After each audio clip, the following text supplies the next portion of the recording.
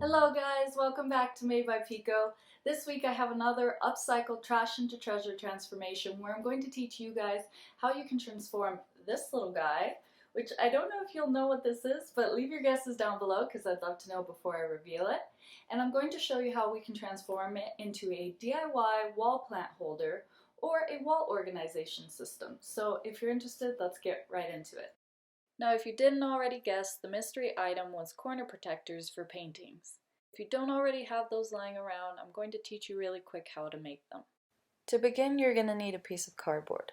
Go ahead and download the free template linked below and cut it out. Your template will look slightly different, but this is intentional.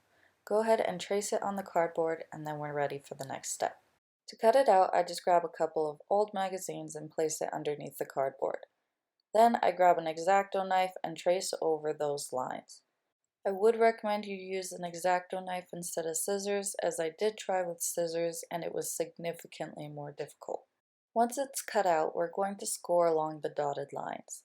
To do this, I just grabbed a piece of cardboard to direct the straight edge, but you could also use a ruler, and then I just lightly pressed against the cardboard, making sure not to go through the back of it.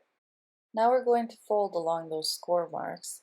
To do this, we're going to bend the cardboard backwards since we scored the top of it.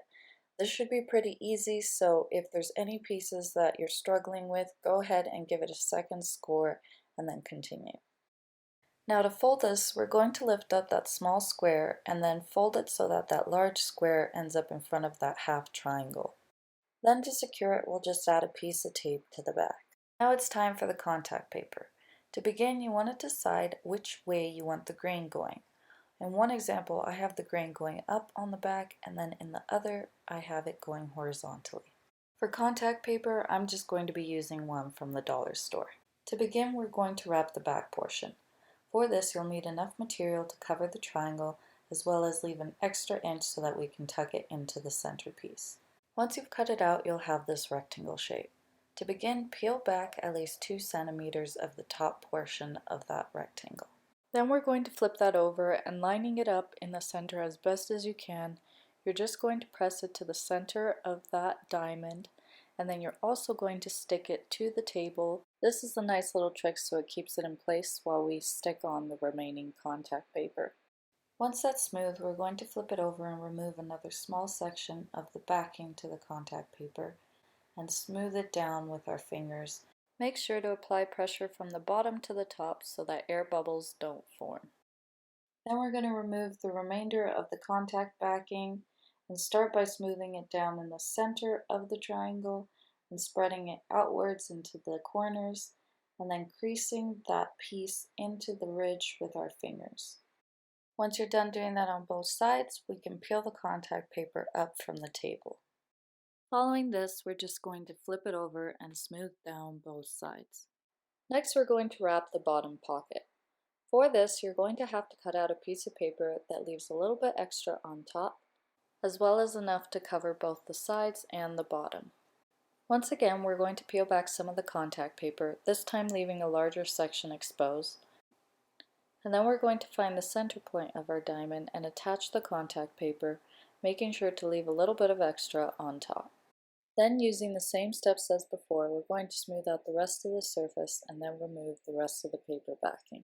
Next, we're going to cut a dividing line straight up to that center point. Following this, we're going to flip it over and smooth it out, making sure to get any of those excess bubbles out. In order to make that bottom section lie flat, we're just going to make a small cut and then smooth down those sections with our finger. Go ahead and repeat this on the other side until you get to that same bottom section. This time we're going to bend it backwards in order to crease it, and we're going to cut this section off to give a cleaner appearance. For this next step, we're just going to create dividing lines so we can fold down the different sections. To do this, we're just going to crease the corners and then cut along those edges. Now that they're divided, we're going to go ahead and cut off the excess triangle connected to the back portion. Next, we're going to cut off some of the front piece in order to make it easier to fold inwards. Once you've done this to both sides, you'll have a shape similar to this, and now we're going to fold that front flap into the inside. To do this, we're just going to push it down in the center and then smooth it out to the corners.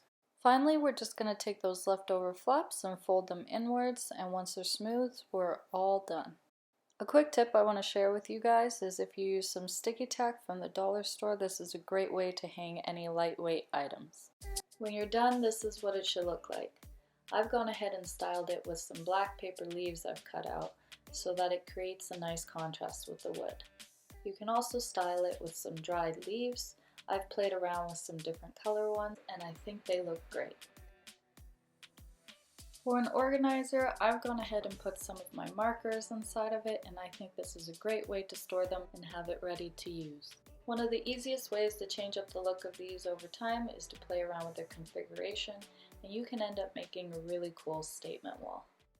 Alrighty guys, let me know what you think of that upcycle trash transformation. As always, if you liked it, please give this a thumbs up and subscribe down below because I will be making new videos every single week. As well, if you do recreate this, please tag me at Made by Pico and let me know which one is your favorite, the wall organization system or the wall plant holder. I personally love both and I think they're super easy and affordable to make. This is a great tactic that you can use if you have a blank wall and you want to give it a statement look. So have fun, get creative, and let me see what you guys make. Until next week, bye guys.